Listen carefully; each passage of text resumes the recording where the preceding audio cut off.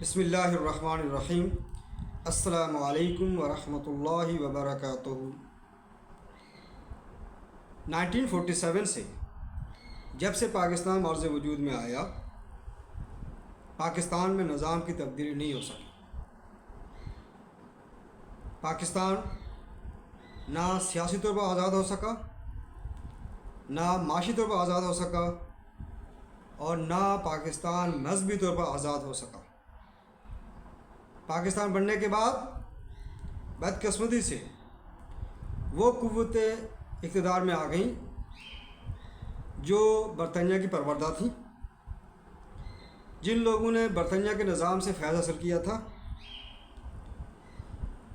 ان کے کنٹرول سے پاکستان مذہبی، سیاسی اور معاشی طور پر غلام ہو گیا۔ سیاسی طور پر پاکستان مغربی جمہوریہ کا غلام بن گیا، معاشی طور پر IMF ورلڈ بینک کا غلام بن گیا، اور پاکستان ایک مذہبی ریاست نہیں بن سکا، بلکہ وہی سیکولرزم اور لبرلزم اور اسلام دشمن قوتیں پاکستان کے اجتماعی نظام میں شامل ہو گئیں اور مضبوط ہوتی چلی گئیں۔ سوال یہ پیدا ہوتا ہے کہ پاکستان کا جو نظام ہے وہ کس کے کنٹرول میں ہے؟ یہ ایک تلخ حقیقت ہے۔ 70 سال ہو گئے ہیں پاکستان کا نظام کا کنٹرول ہماری اسٹیبلشمنٹ یعنی مقتدر کے پاس رہا ہے۔ یہی وجہ ہے کہ پاکستان میں 4 بار مارشل لگایا گیا، اور اس کے بعد جہاں بھی جمہوریت بحال ہوئی، جو سیاسی جماعتیں بھی پاکستان میں سیاست کرتی رہی ہیں، وہ دراصل اسٹیبلشمنٹ کا بی ٹیم رہی ہیں، اور 2018 کے الیکشن کے بعد اور 2024 کے بعد پاکستان کا سیاسی اور معاشی بحران شدت اختیار کر گیا ہے۔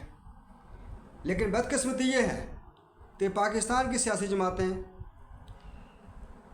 معاشی اور سیاسی بحران کی اصل جڑ کو سمجھنے سے قاصر ہیں، اور اپنے مسائل کو حل اسی جڑ سے جوڑ کر کرنا چاہتے ہیں جو ناممکن ہے۔ ناظرین، میں آپ کو یہ بتانا چاہتا ہوں کہ آپ دیکھتے ہیں کہ موجودہ حکومت جن لوگوں کے ذریعے آئی ہے وہ وہی ہیں جو 70 سال سے ملک میں نظام چلا رہے ہیں۔ اور ایک اور بات دیکھیں کہ جو عمران خان صاحب جیل میں ہیں، جن کو اتنا ووٹ پڑا عوام کی طرف سے، وہ بھی انہی لوگوں کی طرف مائل ہو رہے ہیں اور انہی سے مطالبہ کر رہے ہیں کہ مجھ سے مذاکرات کریں اور میرے ساتھ ڈیل کریں۔ ناظرین، میں آپ کو ایک عام نقطہ بتانا چاہتا ہوں اس ویڈیو کے ذریعے۔ رات کو میرے پاس ایک ٹویٹ آیا فیس بک پر، وہ میں آپ کو پڑھ کر سناتا ہوں، اور میں یہ سمجھتا ہوں کہ اس ٹائم جو سیاسی و معاشی بحران پیدا ہو چکا ہے، اس کی اصل جڑ ہے، اس کی تو نشاندہی بھی کی گئی ہے اور اس کا حل بھی تجویز کیا گیا ہے۔ اور یہ کس نے کیا ہے یہ میں آپ کو بتاؤں گا۔ ایک بات میں نے آپ کو بتا دی ہے کہ پاکستان کی مین اسٹریم سیاسی جماعتیں دراصل اس نظام کے ساتھ نہ صرف تابع ہیں، بلکہ ان قوتوں کے ساتھ بھی ہیں جو اس نظام کو کنٹرول کرتی ہیں۔ ناظرین، وہ ٹویٹ کیا ہے وہ میں آپ کو پڑھ کر سناتا ہوں۔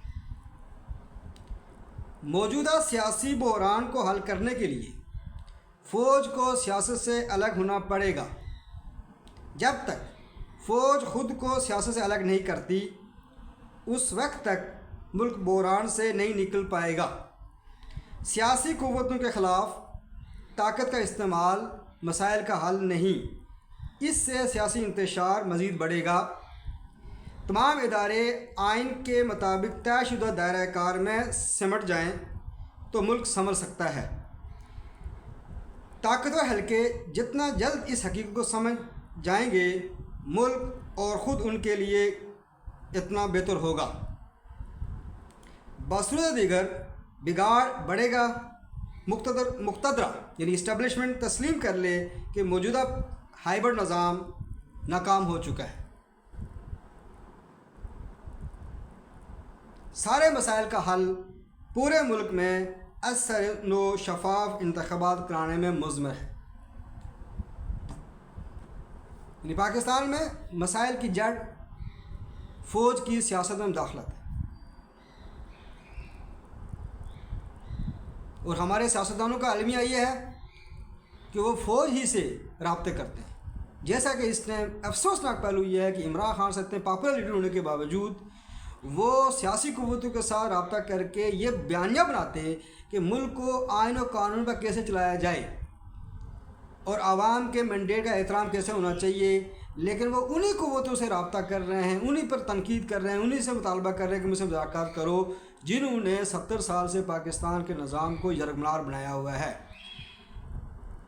لہذا یہ بات میں کہنا چاہتا ہوں کہ جب تک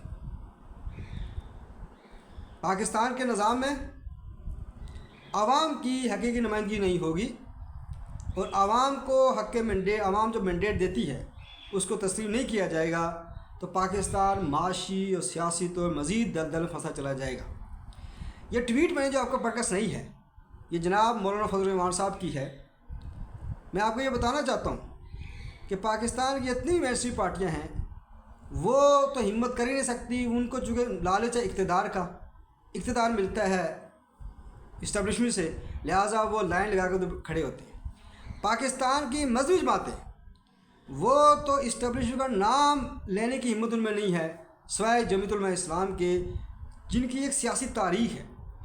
اب لوگوں کو ان کی تاریخ کا علم نہیں ہے، سوشل ہسٹری ہے، انہوں نے برطانیہ کے خلاف جدوجہد کی اور جنگ آزادی لڑی، میدان میں رہے، سیاست کرتے رہے ہیں، اور ایک آزادانہ سیاست جمعیت علماء اسلام کی رہی ہے۔ یہی وجہ ہے کہ اس جماعت کو کبھی بھی اقتدار میں آنے نہیں دیا جاتا، اس لیے کہ اگر وہ اقتدار میں آ گئی تو پاکستان سیاسی معاشی طور پر آزاد ہو جائے گا، کیونکہ جمعیت علماء اسلام ایک نظام رکھتی ہے اور وہ نظام ہمارے اسلاف کا، نبی صلی اللہ علیہ وسلم کا ہے، دین اسلام۔